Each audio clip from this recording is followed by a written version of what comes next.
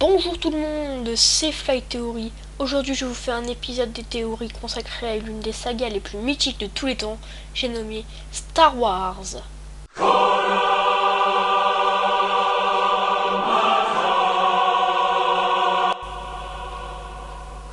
Tout d'abord, Star Wars, c'est quoi?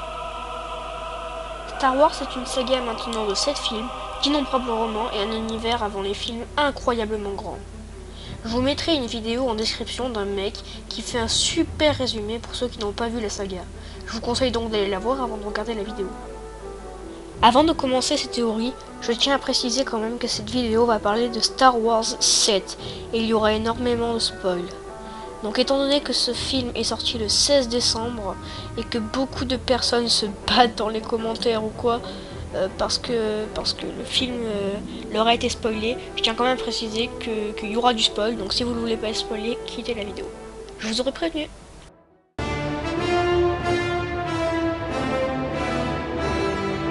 Comme nous le savons, tout l'univers de la saga tourne autour de la famille Skywalker.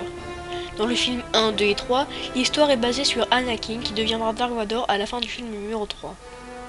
Dans les films 4, 5, 6, tout tourne autour de Luke. Et dans le 7ème film, nous ne voyons aucun Skywalker. Selon cette théorie, Rey serait la fille de Luke. Attendez, je vais vous expliquer pourquoi. Tout d'abord, quand Rey touche pour la première fois son sabre laser, elle a de très fortes visions. Nous avons remarqué que ce sabre était celui de Luke, mais encore avant lui celui d'Anakin. Ce sabre confiant de génération en génération aurait réveillé la force enfouie au plus profond de Rey, car ce sabre devait lui appartenir.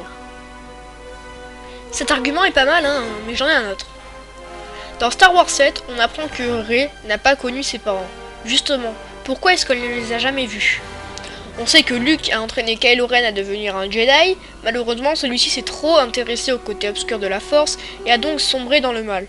Luke se sent responsable et envoie sa fille, Rey, sur Jakku, seule pour éviter qu'elle aussi sombre plus tard dans le côté obscur de la Force. Cette théorie est pas mal, Nous verrons si elle est valide dans le film numéro 8 qui sortira en 2017. Bon, pour le coup je suis d'accord, cette théorie est ultra tirée par les cheveux. Et il n'y a pas beaucoup d'arguments valables. Mais je tenais quand même à vous la faire, alors c'est parti. À la fin de Star Wars 7, nous voyons Luke seul sur une planète. Rey le rejoint, veut lui donner son ancien sabre.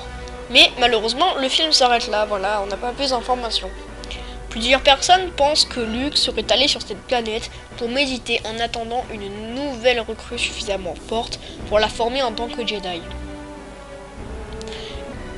Mais moi je pense que Luke a envoyé des messages à la Résistance qui sont les cartes, pour qu'il trouve cette planète et que Rey le rejoigne. Pourquoi? Je vous explique. Luke a disparu suite au passage du côté obscur de Kylo Ren. Comme nous le savons, les Sith fonctionnent toujours par deux, comme Anakin et l'Empereur, ou si vous préférez Dark Vador et l'Empereur.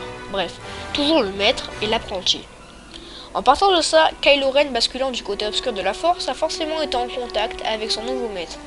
Se rendant compte de son erreur, celle de ne pas avoir éliminé tous les Sith, Luke localisa le maître de Kylo Ren, et il s'avérait que le signal provenait de la planète où Luke a attendu Rey.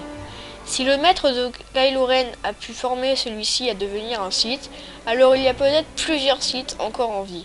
Luke a donc envoyé un message à la Résistance et à Rey pour qu'ils viennent sur sa planète et qu'ils détruisent une fois pour toutes l'intégralité de l'ordre Sith. Voilà, cet épisode numéro 2 est dès à présent terminé. J'espère qu'il vous a plu, moi il m'a beaucoup plu.